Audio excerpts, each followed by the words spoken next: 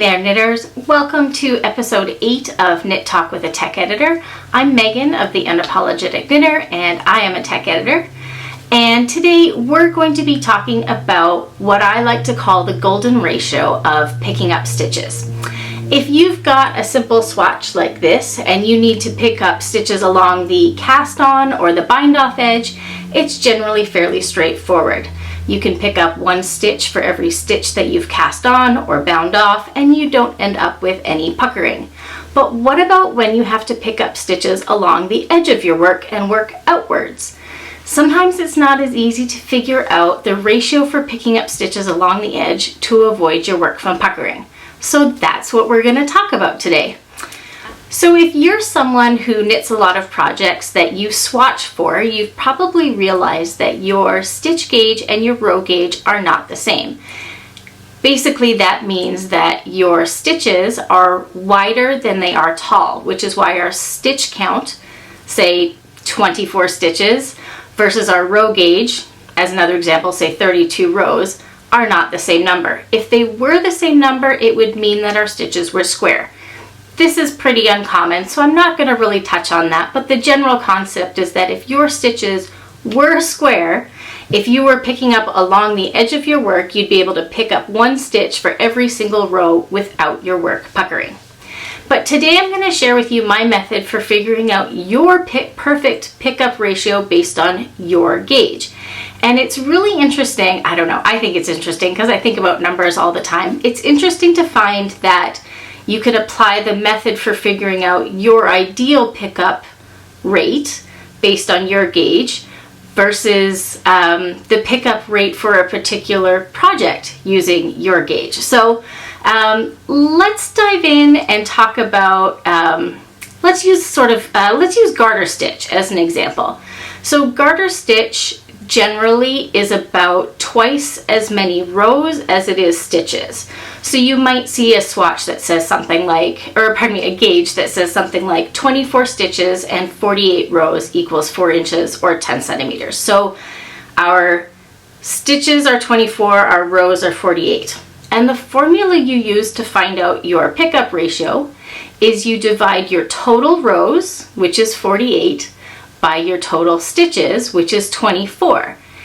And that result is 2. So what that tells us is your perfect pickup ratio along garter stitch, if that was your gauge, would be 1 stitch for every 2 rows along the edge of your work. And of course that's a really tidy example, but it's a really good jumping off point to get a sense of picking up stitches along the edge. What if we let's go to an example that I used on a sweater that I wore a couple of weeks ago, that white one with sort of the pinky collar. So that was a really large gauge. It was 12 stitches and 16 rows over 4 inches. So again, you're going to take the exact same formula. You're going to divide your stitches by your rows, and you get 1.333 repeating, which would tell it's not as tidy as 1 stitch for every 2 rows like it is for garter stitch. So what we need to do is multiply the next number, so 2, by both our stitch count and our row count to figure out a whole number for both stitches and rows. So if we take our 1 stitch for every 1.333 rows, which is the result of dividing the 12 stitches by 16 rows, we'll multiply it by 2, which would mean we would pick up 2 stitches for every 2.666 rows. Again, we're not going to be picking up 2 stitches, or we're not going to be counting up 2.666 rows along the edge of our work trying to pick up 2 stitches into it. So we're going to proceed to the next number and multiply it by 3. So 3 times 1 means we would pick up 3 stitches. 3 times 1.333 is 3.999 repeating. And that's kind of our sweet spot. We would round that to 4. You're not going to get much closer to a whole number for your rows than 3.99. So that tells us that you're going to be picking up 3 stitches for every 4 rows up the edge of your work, which, I mean, is really tidy, isn't it? So That's the general method for figuring out your perfect pickup ratio for your gauge. And the examples that I'm giving you would be for a situation where you're determining how many stitches to pick up. If you're trying to design something, right? If you don't have a set number of stitches that you have to pick up for a particular project, you just need to make sure your edge doesn't pucker. That's where you're going to use that application. So now let's talk about how to apply the same math to a real-world example, because so many of us are knitters working from patterns, not necessarily creating them.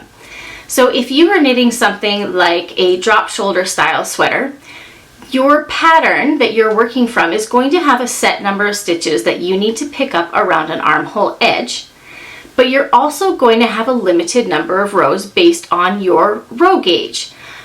Designers will often tell you exactly how many stitches you need to pick up around an edge, but because they understand that there are variances in every knitter's row gauge, they don't very often tell you what ratio of stitches you need to pick up along the edge to achieve those stitches. So let's use a really simple example. Let's say you have to pick up and knit 60 stitches around the armhole edge of a sweater.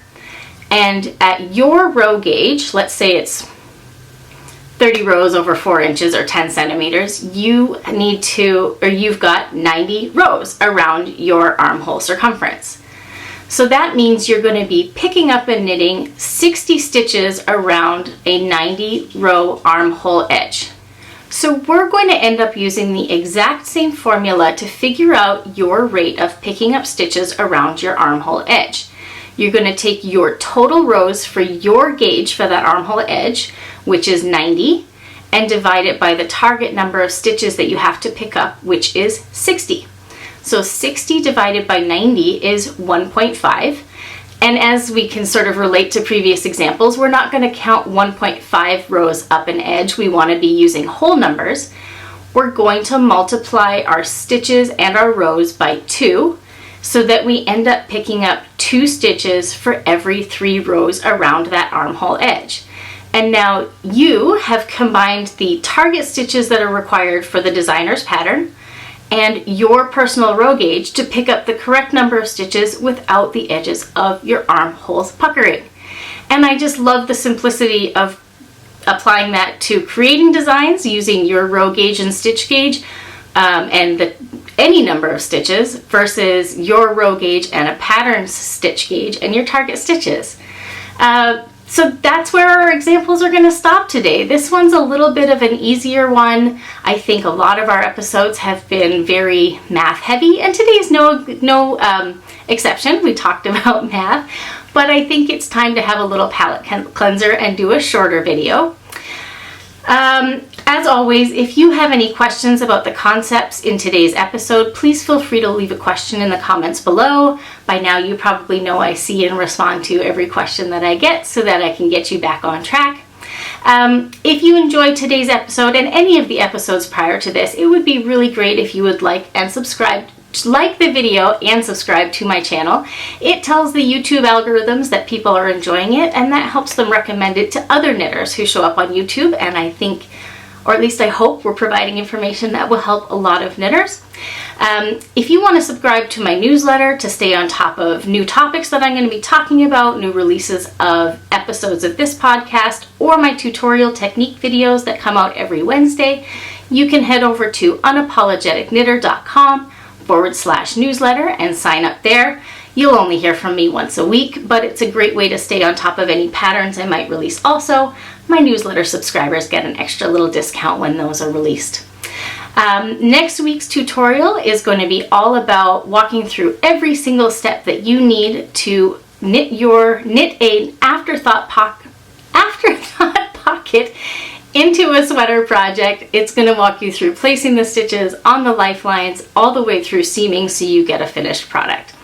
Thank you so much for being here. I love your enthusiasm. I love your ideas for future topics. I can't wait to cover the next one, and I hope it'll be yours. Thank you so much for watching, and happy knitting.